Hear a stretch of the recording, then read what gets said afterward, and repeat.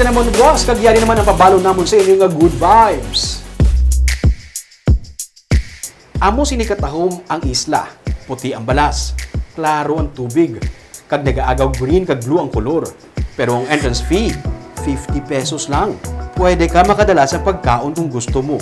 Makapaliwaliwa ka diri, makadali, para malipatan ang ginakasakuan mo sa ulubrahan sa makadali man.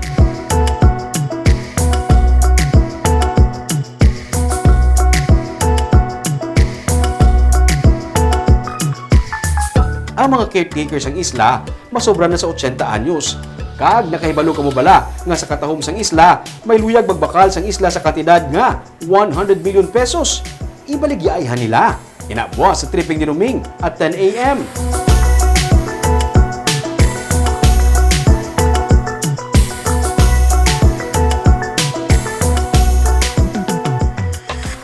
Kag sa baganihan naman, naagyan niya sa adto mamudjud sa basura para lang makakwarta. Karon, isa na ka maestro nga nagabulig sa mga iloy nga nagapamasura sa Barangay Felisa sa Bacolod.